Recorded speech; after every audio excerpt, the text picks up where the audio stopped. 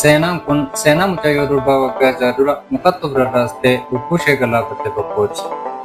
Taliila bareedduu siilii maaramii fakkaattu kan haadhaaf abbaa isheetiif dhala tokkittii taate miskiina haadha ishee qoraan gurgurtee ishee guddiftee fi abbaa ishee mana fincaanii qoffuree maallaqa argatummaatii kana bulchuun gara jireenya gaariitti fiduuf jettee barumsa ishee addaan kuttee biyya Arabaa deemte. Waggaa ja'a hojjettee galte.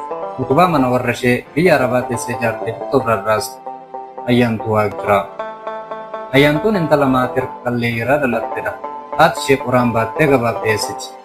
Abbaan ishee mana namaa ijaaraa walla mana fincaanii namaa qotaa qoraan harmaa funaanaa isaan jiraachisa ture. Ayyaantuun haadhaaf abbaa kanarraa dhalatte.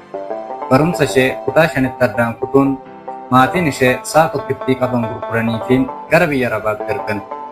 Dhattee maatii ishee kanatti mana ijaaruuf akkasumas jiruu isaanis fooyyessuuf gara biyya Joordaan imalte.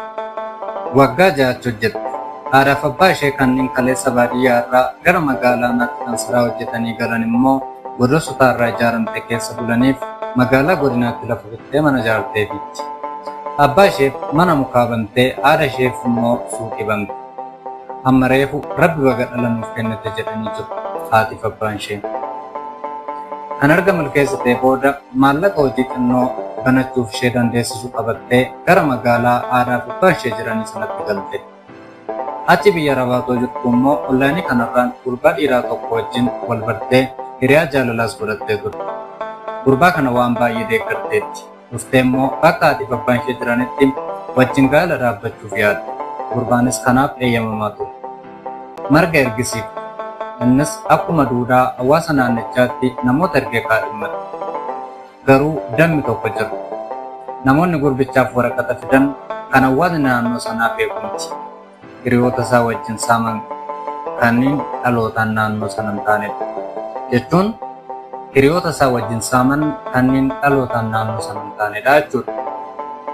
Maatiin ishee manguddoonni maaf dhufan abbaan qabu mucaan isaan maaliif dhufan gaaffii jedhu kaasan. Ayyaantuunis gaaffii maatii ishee kana hiriyaa ishee dhiiraaf dhiyeessite. Gurbaan duraanuu dammi sammuu ba'e kun irratti baramuusaa waan bareef magaalichaa baqate. Bilbila cufatee bade. Turtii ji'oota muraasaa booda isheetti bilbile.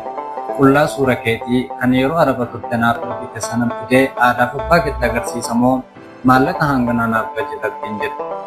Kadhattee dadhabnaan maallaqichatti walii galte. Gurra haadhaaf abbaa ishee kan duraanuu hiyyummaan aarriitti biqilche balleessuu hin barbaanne.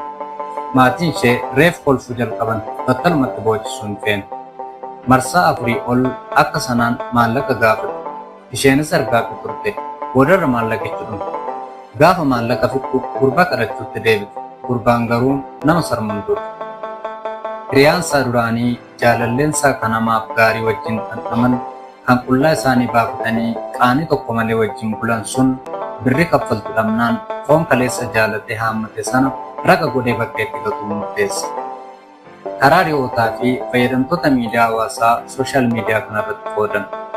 Qullaa qaama isheetii kan yeroo jaalalli maraacha sana waliif arganii turan qophii piriinti godhee baay'isee dallaa maatii ishee fi magaalaa isheen keessa jiraattu kana keessatti bittimse. Abbaan ishee irribaa ka'anii lafa hojii isaanii deemuuf yoo ba'an karra gubbaatti suura qullaa intala isaanii kana argan. Ol deebanii intalaa fi haadha warraa isaaniitti yeroo agarsiisan harmeen intalaa kan duraanuu dhibee gaggabdoo qabdu battalumatti kufe. Intalli isaanii naasuun manaa baatee yoo fiigdu safarri isaanii hundumtuu suura isheeti. Harmee ishee ija isaanii fuulduratti kufe. Duute moo jiraattee utuu addan baafatiin baadiyyaa qe'ee abbaa ishee duratti iddootti hiyyummaa wajjin jaalalaan jiraataa turanitti galtee halkan dukkana utubaa godoo isaanii duratti kan abbaan ishee utubaa mana koo hin jigsu jedhee achumatti dhiise tokkotti rarraastee of ajjeefte. Abbaan ishee haadhaaf intala guyyaa tokkotti boollatti naqee gale. Dafqi gola haadha ormaa gammachuun yeroo gabaabduu haadhaa fi abbaa ishee taatee guyyaa tokkottiin dukkanooffatte. Abbaan ishee maraatee uffata gate. Har'a magaalaa isaanii sana keessa maraataan tokko jira. Maraataan gaafa hundumaa dubbiin akkas jedhu afaan isaatiin boone. Kun intala koo miti. Ija kooti moo hayyuudhuma tiyyaa. Abbaan ishee sun har'a lubbuudhaan jira. Garuu maraatuu badduu ba'e. Gurri gaafa masqalaa duude iyyoolee jechaaf akkuma jedhan Arras abbaan intala sanaa jecha gaafa qullaa suuraa intala sana lafaa fuudhe kun intala koo miti jecha manatti ol deebi'e sana dubbachaaf. Jaalalli nama jaalatan dabarsee salphinaaf nama kennisiisu. Waan jaalattaniin hordoftaniif galatoomaa Iddoo Baayogiraafii.